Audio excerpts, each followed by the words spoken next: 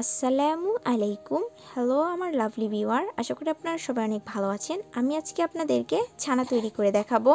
ছানা টক দধি, লেবুর রস, এমনকি ভিনেগার দিয়েও তৈরি করা যায়।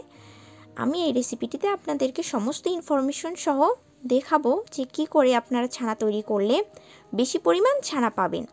আমি এখানে টক দধি দিয়ে আজকে ছানাটাই বানিয়ে দেখাবো। আর আমার কাছে মনে হয় টক দধি দিয়ে ছানা করলে ছানার পরিমাণটা একটু বেশি পাওয়া যায়। ছানার তৈরি বিভিন্ন ধরনের মিষ্টি, এমনকি ছানার তৈরি বরফি, সন্দেশ সব কিছু তৈরি করার জন্য এই ভিডিওটি মনোযোগ সহকারে দেখুন। আর আশা করি প্রতিটি টিপস অ্যান্ড ট্রিক্স ফলো করলে আপনাদেরটাও একদম পারফেক্ট হবে। তো চলুন দেখে নেই প্রস্তুত প্রণালী।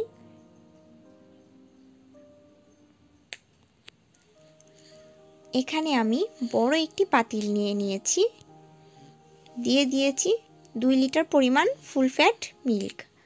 দুধ যদি আপনারা বাজার থেকে কিনে আনেন তাজা, সেক্ষেত্রে খুবই ভালো হয়। আর যদি প্যাকেটের দুধ ইউজ করেন সেক্ষেত্রেও প্যাকেটের গায়ে ফুল ফ্যাট মিল্ক লেখা দেখে তারপরে কিনবেন।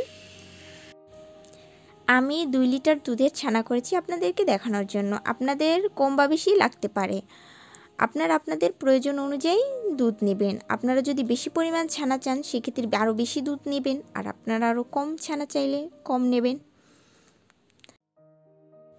চুলার আঁচ এ পর্যায়ে হাই হিটে থাকবে আর অনবরত নেড়ে চেড়ে নিব যাতে তলানিতে লেগে না যায়।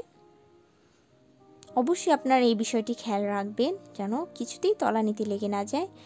দিয়ে দিয়েছি 1 চা চামচ ঘি।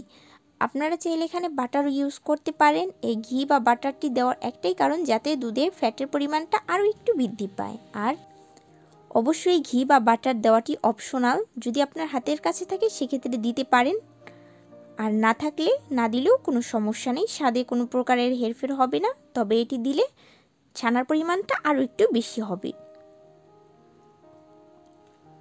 এবার ভালো করে নেড়ে চেড়ে ঘি আমি সম্পূর্ণ দুধের সাথে মিশিয়ে নিচ্ছি। দুধ গরম হয়ে এসেছে আর বলকও চলে এসেছে। এ পর্যায়ে অনবরত নাড়াচাড়া করতে থাকতে হবে আর চুলার আঁচটি একটু কমিয়ে দিতে হবে। এখানে আমি টক দধি ইউজ করব 1 কাপ পরিমাণে। আমার এখানে 1 কাপ পরিমাণ টক দধির প্রয়োজন, আপনাদের কম বা বেশি লাগতে পারে। আর আপনারা চেষ্টা করবেন ভালো ব্র্যান্ডের টক দধি ইউজ করতে, সেক্ষেত্রে ভালো রেজাল্ট পাবেন। এটাকে আমি একটি চামচের সাহায্যে ভালো করে নেড়ে চেড়ে মিশিয়ে ভালো করে ফেটিয়ে তারপরে এই দুধের মাঝে দিয়ে দিব। আর দুধটা কিন্তু অবশ্যই কনকনে গরম থাকবে, কোনো ঠান্ডা হলে চলবে না। এবার অনবরত নেড়ে চেড়ে দুধের সাথে মিশিয়ে নিব আর অপেক্ষা করতে থাকবো কিছুক্ষণ।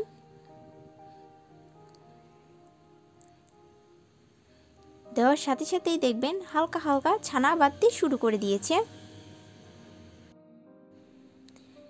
এ পর্যায়ে হালকা নেড়ে চেড়ে অপেক্ষা করতে থাকবো ততক্ষণ পর্যন্ত যতক্ষণ না ছানার পানিটির কালারটি চেঞ্জ হয়ে আসে।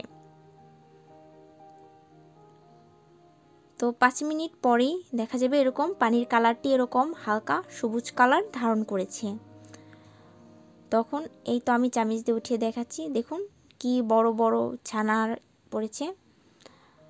আপনারা যদি এরকমভাবে অনবরত বেশি বেশি করে নাড়াচাড়া না করেন সেক্ষেত্রে আপনাদের ছানাও এরকম পারফেক্ট হবে আর এরকম বেশি পরিমাণ ছানা পাবেন।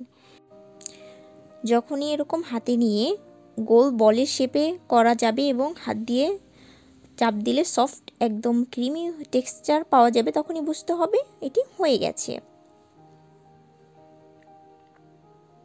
আর অতিরিক্ত নাড়াচাড়া করতে যাবেন না, তাহলে কিন্তু এই ছানার এই বড় বড় টুকরোগুলো ভেঙে যাবে।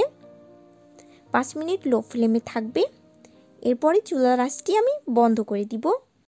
আপনারা চাইলে টক দধির পরিবর্তে লেবুর রস কিংবা ভিনেগারও দিতে পারেন। সেক্ষেত্রে গরম দুধের ভিতরে টক দধি না দিয়ে ভিনেগার বা ওই লেবুর রসটি দিয়ে দিবেন।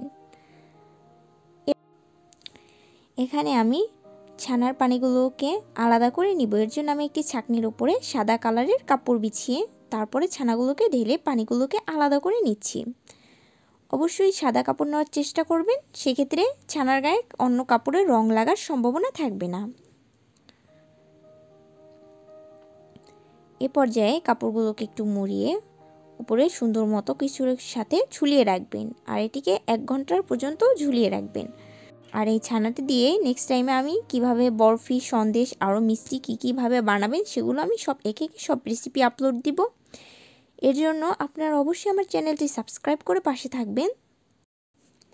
ভিডিওটি যদি আপনাদের ভালো লেগে থাকে তবে অবশ্যই একটি লাইক দেবেন আর কমেন্ট বক্সে কমেন্ট করে জানাবেন আপনাদের মূল্যবান মতামতগুলো। আর অবশ্যই আমার ভিডিওটি আপনার বন্ধু বান্ধব পরিবারের সাথে শেয়ার করবেন। আর বিনীতভাবে অনুরোধ করছি, প্লিজ যারা এখনই চ্যানেলটি সাবস্ক্রাইব করেননি তারা অবশ্যই সাবস্ক্রাইব করে পাশেই থাকবেন। ধন্যবাদ।